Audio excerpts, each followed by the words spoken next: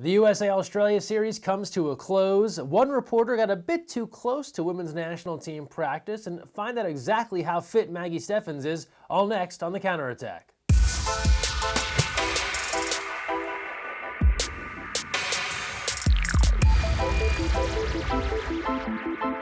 Hi everyone, Greg Mescall here. Thanks for joining us on The Counterattack. June 1st, it certainly feels like summertime, although we know the actual season doesn't start till June 20th. But if you ask the USA women's national team coming into last week, they were certainly looking cool for the summer.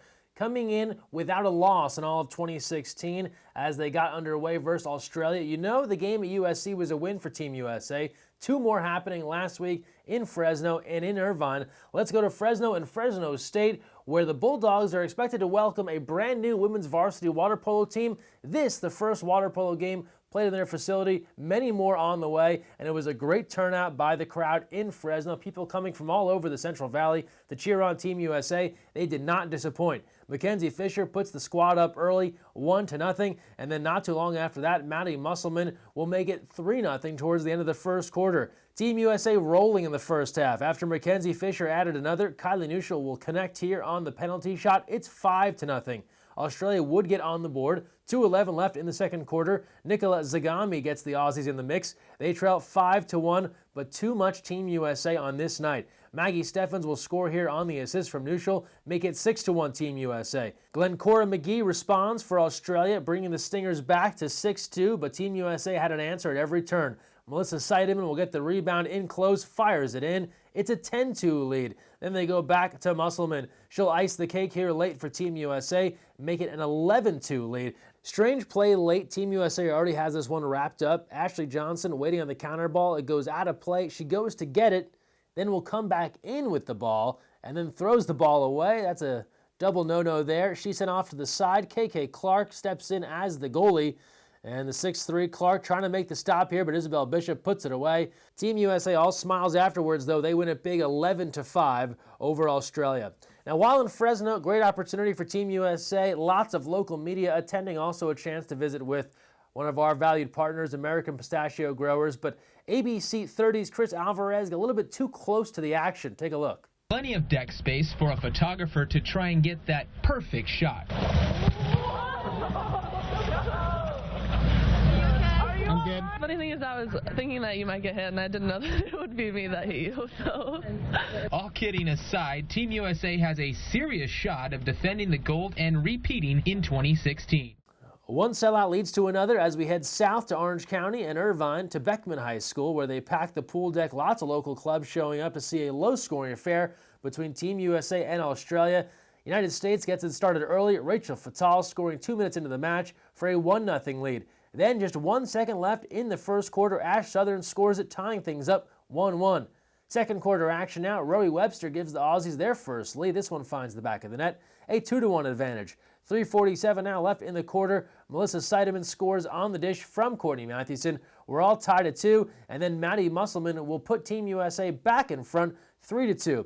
That wouldn't last long. The Aussies turn to captain Bronwyn Knox. She's able to deliver here, evening the score at 3-3. That'd be the score at halftime. Third quarter, nothing to see here. A defensive battle, no goals scored. And it would come down to this. Under a minute left, Australia with the ball. They turn to Nicola Zagami. She'll score here the go-ahead goal to put the Aussies in front 5-4 with time winding down. Last chance for Team USA. Maddie Musselman in close. The lob not to be turned away by Leah Yanitsis, who had a standout game for the Aussies. And Australia hangs on for the 5-4 win. They give Team USA their first loss since December 2015. Afterwards, Rachel Fatal checking in on the series with the Australians. They played solid. They come out and give us their best every game, and we come out and give them our best every game, and their defense was solid tonight. I think it was a great series for us and for them. I think it was great in general. I think we had to work hard all 3 games, and it was very productive, and it was a great experience going into World League Super Final. The USA-Australia series, just a big tune-up for the FINA World League Super Final. Both teams headed to China to take part in that event. It's starting the second week of June. Team USA announcing their roster. For Team USA, it's the same exact group of athletes that took part in the Olympic qualification tournament in March, plus Elise Williams. They take a 14-person roster. Prior to the World League Super Final, they will also play in the Kunshan Cup to get even more competition. But when the action starts, in the Super Final June 7th. Brazil, Canada, and Spain to start things off as they work through group play. We'll have results here on the counterattack. More good things away from the pool for Team USA. Ashley Johnson made a little mistake there against Fresno, but all in all, considered one of the best goalkeepers in the world, and the national media starting to pay attention. LA Times checking in with a video feature and a full story from Beckman High School. I'm really competitive in anything I do. I want to be the best, but I never had the Olympic dream. I dreamed of being a doctor. My mom's a nurse, and I always loved the medical field. She was in 7th grade. I got a message. I used to coach at UCLA, and my assistant coach at the time went out to run a clinic in Miami, and I'll never forget, she sent a message back to me saying, I found the next Olympic goalie and the next great goalie. From the LA Times to 17 Magazine, have to be honest, I haven't subscribed for many years now, but Ashley Johnson is in this current issue on newsstands now. Make sure you pick it up. And from 17 Magazine to Sports Illustrated, naming the fittest female athletes in 2016. Sometimes water polo gets left off these lists. Not the case this time. Maggie Steffens, Team USA captain, coming in at number 8, and that's a big nod for water polo players in general. Check out the post here on Instagram. Congrats to Maggie and all the other fit athletes representing their countries around the world.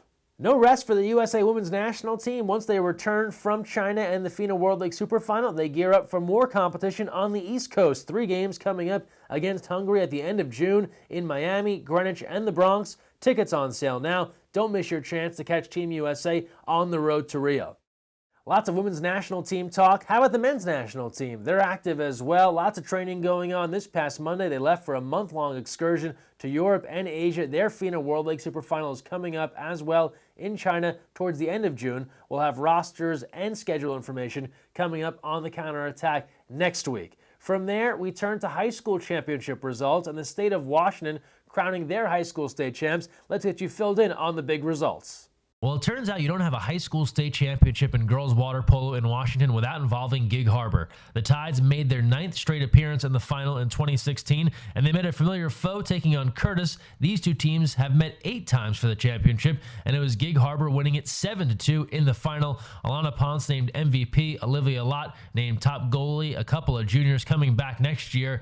But more exciting, perhaps, the warm-up for Gig Harbor. Check out this video they posted to Twitter. This is how they got ready for the big game, a new twist on the Running Man Challenge. I've got you on my mind, your secret admirer. I've been watching you. At night, I think of you. I want to be your lady, baby. If you gave me on, give me a call, boo. If your love is strong. Great stuff there from Gig Harbor. Now we turn to the Olympic Development Program, and this past weekend, national training and selection camps on the girls' side. 3 different squads were selected for training and potential competition this summer.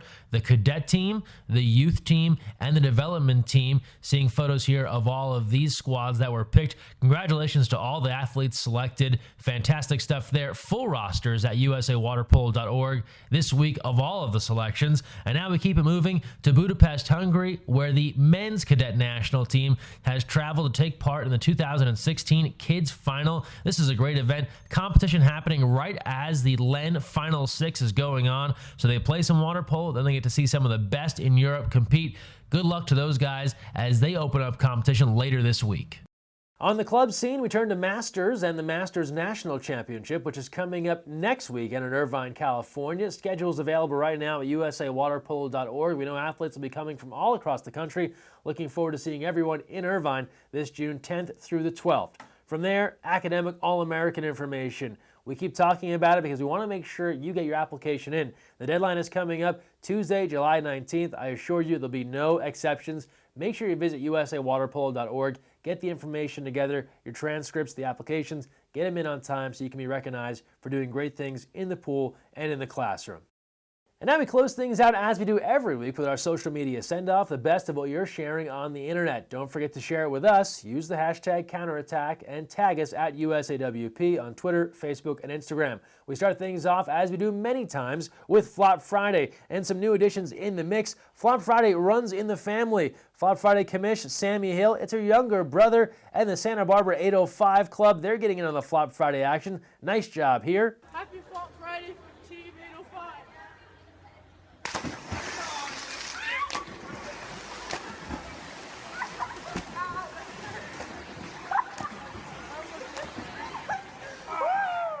From there, Paulie Bryce sends this in via Twitter. Is this a Flop Friday? Off a diving board, onto a flotation device, and then into the pool. That seems to lessen the flop impact for my money. I'll let you guys be the judge. Hit us up on that one. Let us know. Flop or no flop? What do you think? Either way, Paulie, thanks for sending that one in. Great crowds all week cheering on Team USA wherever they went. In Irvine, Set Water Polo via the Set WPC Twitter account showing up in force. Brookie Barlow, first of all, fantastic job on the face paint, and then the hustle. Cannot knock the hustle. Brookie tracking down multiple members of Team USA to create this Brady Bunch style collage here on Instagram. From there, back to Fresno. Awesome clinic at Clovis West the night before the game. Sammy Hill getting everyone together to pose there after the clinic. And then she tracked down some more fans in Fresno with the inflatable USA letters. That was really cool. Rachel Fatal took some time to give away one of her swim caps. That made someone's day. From there, we turn to basketball, and Steven Adams of the Oklahoma City Thunder. I never noticed it before, but Heather Petrie, a four-time Olympian, pointed it out. This basketball pass looks kind of like a water polo shot. We have to think if he was in the pool, that would probably be a bar-down goal. Nice job there, Steven Adams. If you ever want to give it a shot, let us know. We'll get you in the water, get you capped up. After that, water polo coach K back in Fresno. He loves pistachios, and he loves hanging with the pistachio dude who caught up with the whole coaching staff. From there, we go to Kelly Gilchrist. How did Team USA get to Fresno? They drove, but we have to call out some of our teammates here for road trip etiquette. Ashley Johnson, Aria Fisher. You can't fall asleep in the back seat while Kelly does all the driving. That's not fair. Gotta have a little conversation going if she's willing to drive. It's not that long of a drive to Fresno, 3.5, 4 hours. And finally, UCLA men's water polo, 2 straight championships. Chancellor Ramirez showing off the latest championship rings they've got next to the ones from the 2014 season. Bruins working on a three-peat come this fall in men's college water polo. Well, that's the best of what we saw on social media this week. Thanks for sharing all of your tweets, your Instagrams, and everything else. We look forward to seeing more of it next week. That'll wrap it up for this week's show. Thanks for joining us, and don't forget, when you're on the counterattack, look weak side.